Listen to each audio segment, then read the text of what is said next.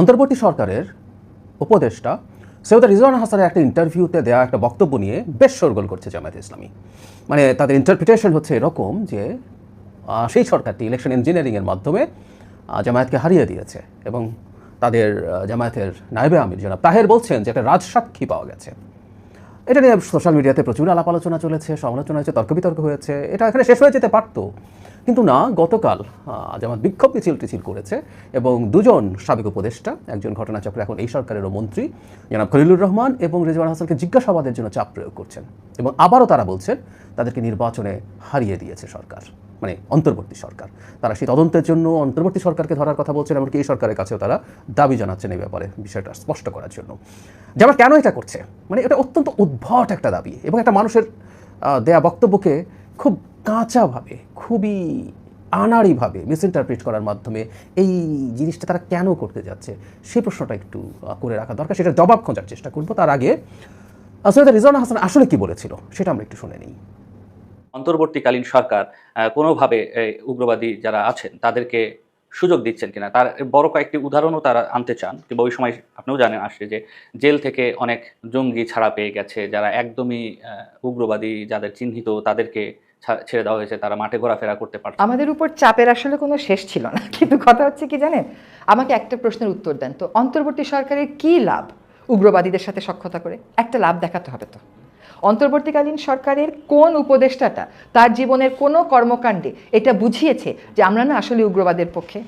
এটা তো না, এটা নানা ওই যে রাজনৈতিক ব্যাখ্যা হয়তো, নানান রকম ব্যাখ্যা খুব সহজেই টেনে ফেলা যায়। ফলে এটা সত্য কথা যে অনেককে আটকে রাখা যায়নি, তার কারণ হচ্ছে যেমন শীর্ষ সন্ত্রাসী, এটা কেবল কিন্তু উগ্রবাদীদের ক্ষেত্রে প্রযোজ্য না, শীর্ষ কিছু সন্ত্রাসীও মুক্তি পেয়ে গেছে। এটা নিয়েও আমরা মিটিং করেছি, কথা বলেছি যে এখন এটার ফলটা কি হবে। আইন শৃঙ্খলাতে এমনিতেই এত নাজুক অবস্থা, ফলে সেখানেও কিন্তু পরবর্তীতে আমরা ব্যবস্থা নিয়েছি। একটা শক্তি আছে, সেই শক্তি এর আগেও নারী নীতি বদলে দিয়েছে।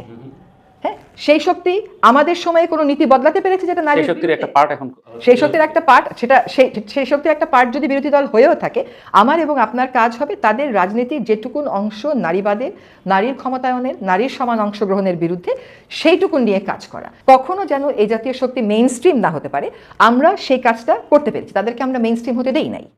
আমরা নিশ্চয়ই এটা বুঝতে পারছি যে যিনি উপস্থাপক ছিলেন তিনি সৈয়দ রিজওয়ানা হাসানকে প্রশ্ন করছিলেন ধর্মীয় উগ্রবাদ প্রসঙ্গে, মাজারে হামলা, নারীর প্রতি কটূক্তি, এই ধরনের ইস্যুগুলো নিয়ে। তখন তিনি কিভাবে তারা জেল থেকে বেরিয়ে গেল সে আলাপ জবাব করেছেন। তারপরে একটা পর্যায়ে নারীদের প্রতি নানান রকম তাদের দৃষ্টিভঙ্গিকে সামনে এনে তিনি তার ব্যাখ্যা দিচ্ছিলেন। একটা পর্যায়ে আপনারা শুনেছেন, তারপর আমি আবার একটু বলছি, একটা পর্যায়ে উপস্থাপক তাকে বলছেন তাদের একটা অংশ তো এখনও বিরোধী দলকে ইঙ্গিত করছেন। তখন রিজওয়ানা হাসান এটা বলছেন যে তারা, মানে যারা বিরোধী দল আছে, মানে জামায়াত ইসলামীর প্রতি ইঙ্গিত ছিল, দ্যাটস ফ্যাক্ট। উনি খুব ক্যাটেগরিক্যালি বলেছেন তাদেরও যে অংশগুলো, তাদের যে ইস্যুগুলো নারীর সমতার প্রতি, নারীর ক্ষমতায়নের সাথে সাংঘর্ষিক, সেটা নিয়ে কাজ করতে হবে। মানে আমরা প্রাথমিকভাবে যদি বলি, ইনফ্যাক্ট এই ইলেকশনের আগে জামায়াত ইসলামী নারীর প্রতি যে তাদের এক ধরনের অপ্রেসিভ মেন্টালিটি, আমরা একটা নিয়ে প্রচুর কথাবার্তা বলেছি। কোনো নারী কখনো জামায়াতের আমির হতে পারবে, এটা নারীর ক্ষমতায়ন এবং সমতার খুবই বিরোধী। এটাকে কে কীভাবে ইন্টারপ্রেট করবেন ইজ ডিফারেন্ট ডিবেট, কিন্তু এটা যে নয় এটা তো ফ্যাক্ট। সুতরাং জামায়াত ইসলামের এই অংশগুলো নিয়ে রিজওয়ানা হাসানের চিন্তা, তার ব্যক্তিগত চিন্তা হচ্ছে সেটা নিয়ে তাদের ফাইট করা দরকার আছে, কোথাও করতে হবে। আবার তিনি ফিরে যান আসলে উগ্রবাদের প্রসঙ্গে। তখন তিনি একটা কথা বলেছিলেন যে তাদেরকে আমরা মেইন স্ট্রিম হতে দেইনি। খুবই ইন্টারেস্টিং একটা ব্যাপার হচ্ছে এই যে মেইন স্ট্রিম হতে দেইনি, মেইন স্ট্রিম হওয়া মানে কি? কাকে মেইন স্ট্রিম হতে দেননি? মেইন স্ট্রিম হতে দেননি আসলে উগ্রবাদকে। মজার ব্যাপার, ওনার বক্তব্যের পর দিনই, মানে গতকালের আগের দিন, বৃহস্পতিবার জনাব আব্দুল্লাহ মোহাম্মদ তাহের এই ভিডিওটাতে উনি বলছেন যে তাদেরকে মেইন স্ট্রিম হতে দেননি, মানে প্রধান দল হতে দেননি, প্রধান শক্তি হতে দেননি, প্রধান দল হতে দেননি। মূলধারা শব্দটা উনি বলছেন, মেইন স্ট্রিমের বাংলা মানে মূলধারা, মানে প্রধান দল, মানে ইন্টারপ্রিটেশনটা আমরা খেয়াল করি। আমি বলছি না, খুবই কাঁচা এবং খুবই আনাড়ি এক ধরনের ন্যারেটিভ তৈরির চেষ্টা। মেইন স্ট্রিম জামায়াতে ইসলামী আছে, এটা ইসলাম ধর্ম ভিত্তিক একটা রাজনৈতিক দল, যদিও তার মধ্যে প্রচুর দ্বিচারিতা আছে, সেগুলো নিয়ে আমরা ইলেকশনের আগে প্রচুর কথাবার্তা বলেছি। কিন্তু মেইন স্ট্রিম দল জামাত তো বটেই, আরও অনেক ইসলামী দল মেইন স্ট্রিম আছে। উগ্রবাদকে মেইন স্ট্রিম হতে দেননি বলে রিজওয়ানা হাসান দাবি করছেন। ইটস এ ডিফারেন্ট ডিবেট, তারা কতটুকু কন্টেইন করতে পেরেছেন। আমি মনে করি গত সরকারের যোগসাজশে বা প্রশ্রয় অ্যাটলিস্ট উগ্রবাদ মাথা যারা দিয়েছিল তাদের বিরাট দায় আছে।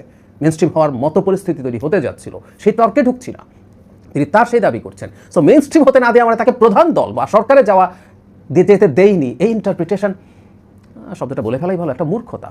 এই মূর্খতাই আমরা দেখছি জামায়াত ইসলামীর পক্ষ থেকে, এবং তাদের অ্যাক্টিভিস্টদের অনেকেই আমি দেখছি সোশ্যাল মিডিয়াতে একই কথা লিখছেন। খুবই ফ্রাস্ট্রেটিং। কেন তারা এটা করছেন সেই প্রশ্নটার আসলে জবাব খুঁজতে চাই, সেটাই বলতে চেয়েছিলাম। মানে আমি নির্বাচনের আগের দিন রাতে একটা ভিডিওতে মানে রেজাল্ট সম্পর্কে যে প্রেডিকশন দিয়েছিলাম প্রায় না আসলে পুরোপুরি ভুলে গিয়েছিল।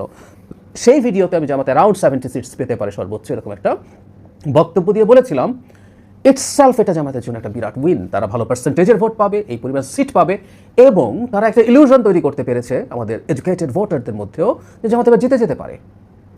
এটাই তাদের একটা বিরাট সাফল্য। কিন্তু সমস্যা যেটা হয়েছে, তারা তাদের এই কথাগুলো কৌশলগতভাবে বলতে বলতে আমি ধারণা করি বা আমার বিশ্বাস তারা নিজেরাই ডিলুশনে ভোগা শুরু করেছে, একটা ভ্রান্ত বিশ্বাসের মধ্যে ঢুকে গিয়েছিল তারা এই নির্বাচনে জিতে যেতে পারে, এবং এখন তাদের ওইটা আর মেনে নিতে পারছেন না। তারা অনেকে ক্ষমতা যাওয়ার স্বপ্নে হয়তো বিভোর হয়ে পড়েছিলেন, সে কারণে তারা তাদের এই এটা বিজয় আমি মনে করি সেটা সেলিব্রেট করতে পারছেন না।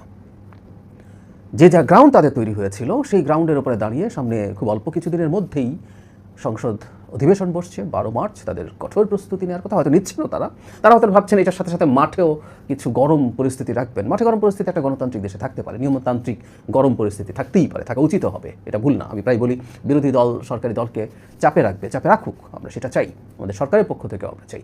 কিন্তু এটা এত ইররেশনাল এবং ইললজিক্যাল কোনো কিছু দিয়ে করে তাদের আসলে দেউলিয়াত্ম প্রকাশ পায়।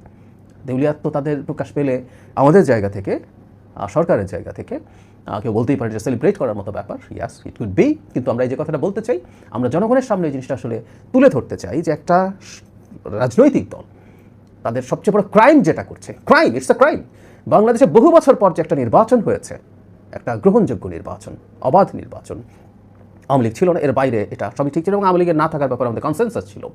সেই নির্বাচনটাকে প্রশ্নবিদ্ধ করার মাধ্যমে সেটা একবার দুবার মুখ রক্ষার জন্য রেটরিকলি বলা আর এখন ক্রমাগত বলে যাওয়া, মাঠে থাকা, এই জিনিসগুলো করে আসলে এই রাষ্ট্রের ক্ষতি করা হচ্ছে।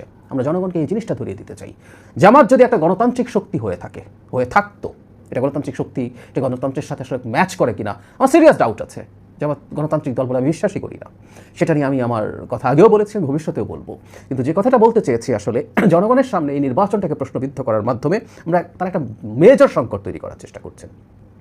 এই মেজর সংকট তৈরি করা এই রাষ্ট্রের জন্য ভালো হবে না। জনগণের আসলে এই ব্যাপারটা বোঝা উচিত, মাথায় রাখা উচিত। এই দলটা দেশের গণতন্ত্রের ক্ষতি করার চেষ্টায় আছে।